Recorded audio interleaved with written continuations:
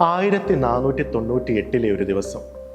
അന്ന് കോഴിക്കോടിൻ്റെ കാപ്പാട് പ്രദേശത്തെ കാത്തിരുന്നത് വളരെയധികം അത്ഭുതവും വളരെയധികം ആവേശവും കൗതുകവും ഒക്കെ നിറച്ച കുറച്ച് മനുഷ്യരുടെ വരവായിരുന്നു.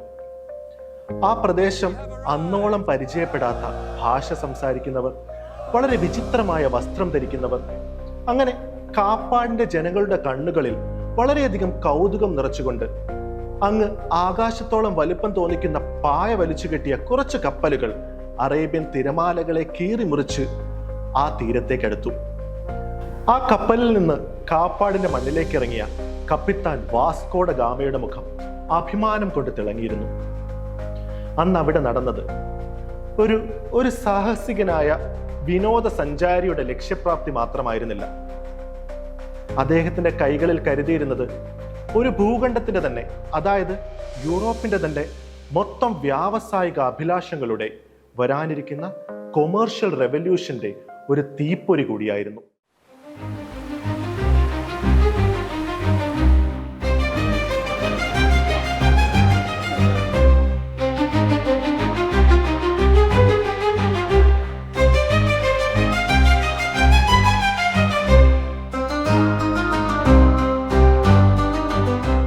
ഇനി നമ്മൾ സ്വാഭാവികമായും ചിന്തിക്കുന്നത്, എന്തിനിവരിവിടെ എത്തി?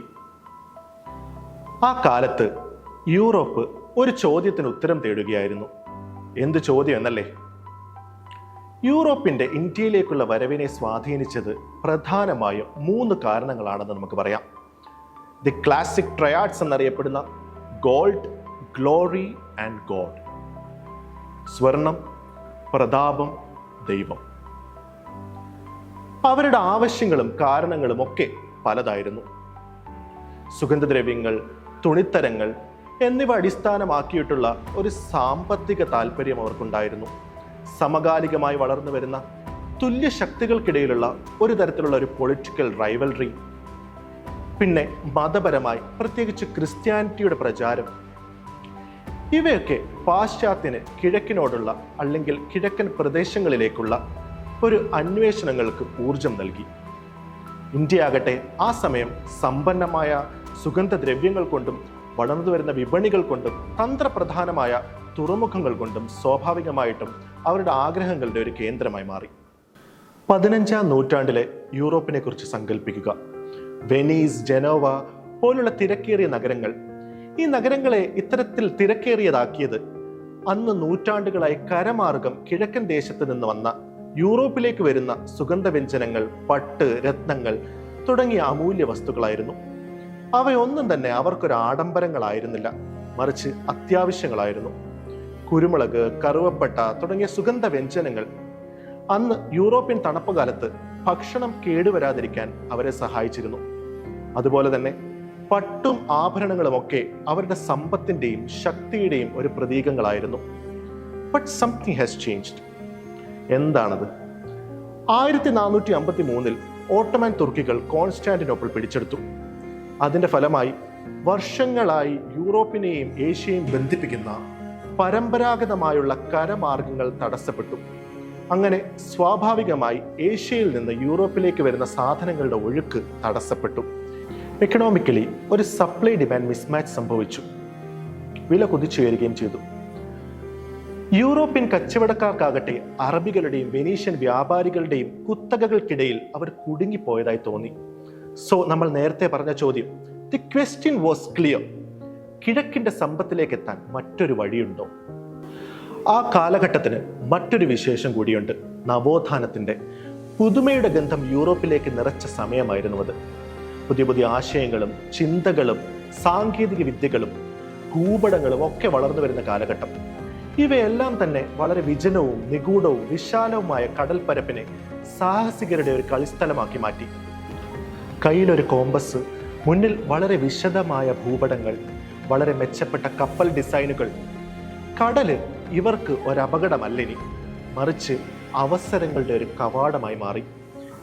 ഈ അവസരം ഏകദേശം സമാന്തരമായി വളർന്നു വന്ന പോർച്ചുഗൽ, സ്പെയിൻ, ഇംഗ്ലണ്ട്, ഫ്രാൻസ് തുടങ്ങിയ രാജ്യങ്ങൾ തമ്മിൽ ശക്തമായ ഒരു മത്സരത്തിന് ഇടയാക്കി. മൊണാർക്ക് എന്നറിയപ്പെടുന്ന അവരുടെ രാജാക്കന്മാർക്ക് സൈന്യത്തെ പോറ്റാനും സമ്പത്തും അവരുടെ പ്രതാപവും വർദ്ധിപ്പിക്കാൻ, പ്രശസ്തിയും സ്വാധീനവും വർദ്ധിപ്പിക്കാൻ ഇത്തരത്തിലുള്ള കോളനികൾ ആവശ്യമായിരുന്നു. പണം, പ്രശസ്തി എന്നിവയ്ക്ക് പുറമെ മതത്തിനും അന്നത്തെ സീ എക്സ്പ്ലോറേഷനുകൾക്ക് ഒരു പ്രചോദനമായി മാറി. പ്രത്യേകിച്ച് പോർച്ചുഗീസുകാർക്ക്. അവർ ഈ യാത്രകളെ കണ്ടത് ഒരു ദൈവിക ദൗത്യമായിട്ടാണ്. വ്യാപാരത്തോടൊപ്പം ക്രിസ്തുമതം പ്രചരിപ്പിക്കൽ, ഏഷ്യയിലെയും ആഫ്രിക്കയിലെയും ഈ ഇസ്ലാമിൻ്റെ സ്വാധീനം ചെറുക്കാൻ അവർ ലക്ഷ്യമിട്ടു. സോ ദി ക്ലാസിക് ട്രയാഡ്സ് അവരവരുടെ യാത്രകൾക്ക് ഒരു പ്രേരക ശക്തിയായി മാറി.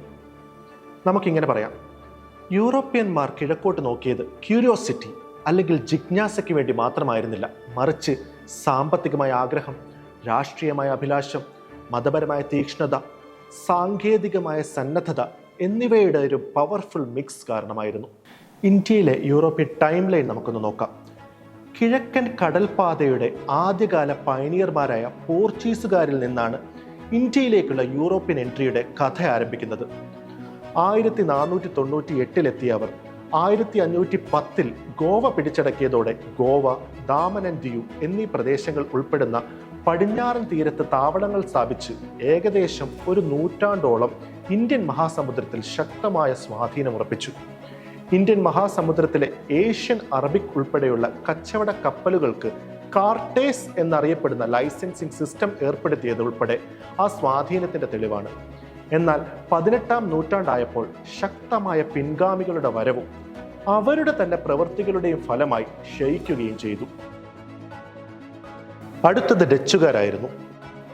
1602 ആരംഭിച്ച ഡച്ച് ഈസ്റ്റ് ഇന്ത്യ കമ്പനി 1605 തന്നെ മസൂലി പട്ടണത്തിൽ തങ്ങളുടെ ആദ്യത്തെ ഫാക്ടറി സ്ഥാപിച്ചു. അവർ പ്രധാനമായും ശ്രദ്ധ കേന്ദ്രീകരിച്ചത് തെക്ക് കിഴക്കൻ ഏഷ്യയിലായിരുന്നെങ്കിലും ബംഗാൾ, കോറമാൻഡൽ കോസ്റ്റ്, മലബാർ എന്നിവിടങ്ങളിലും വ്യാപാരം നടത്തിപ്പോന്നിരുന്നു. ഒരു പോയിന്റിൽ വളരെ വ്യക്തമായ സ്വാധീനം അവർക്ക് ഇന്ത്യയിൽ ഉണ്ടായിരുന്നതായും നമുക്ക് കണക്കാക്കാം. അതിന് തെളിവാണ് പുലിക്കട്ട്, സൂറത്ത്, കൊച്ചിൻ, മസൂലിപ്പട്നം, നാഗപട്ടണം, ചിൻസൂര, പട്ന, ബലാസോർ ആൻഡ് കാസിം ബസാർ തുടങ്ങിയ പ്രദേശങ്ങളിലെ അവരുടെ ഫാക്ടറികൾ. എന്നാൽ 1741 കുളച്ചൽ എന്ന ദക്ഷിണേന്ത്യൻ തീരപ്രദേശത്ത് അവർ നേരിട്ട തോൽവി ചരിത്രത്തിൽ തന്നെ ഏഷ്യൻ മണ്ണിൽ പരാജയം സമ്മതിക്കേണ്ടി വന്ന യൂറോപ്യൻ പവർ എന്ന നാണക്കേട് അവർക്ക് ചാർത്തി കൊടുത്തു. തുടർന്ന് 1759 നടന്ന ബേദാര യുദ്ധത്തിൽ ഇംഗ്ലീഷുകാരോട് പരാജയപ്പെട്ടതിന് ശേഷം അവരുടെ സ്വാധീനം ഇന്ത്യയിൽ ദുർബലമായി. അവസാനമായി ഫ്രഞ്ചുകാർ, ദി ലേറ്റ് എൻട്രൻസ്. 1664 ലൂയി 14 ധനകാര്യമന്ത്രിയായിരുന്ന കോൾബേറ്റിന്റെ പിന്തുണയോടെ സ്ഥാപിച്ച French East India company 1674 Pondicherry താവളമാക്കി. പിന്നീട് ചന്ദനഗർ, മാഹി, കാരക്കൽ എന്നിവിടങ്ങളിലേക്കും വ്യാപിച്ചു.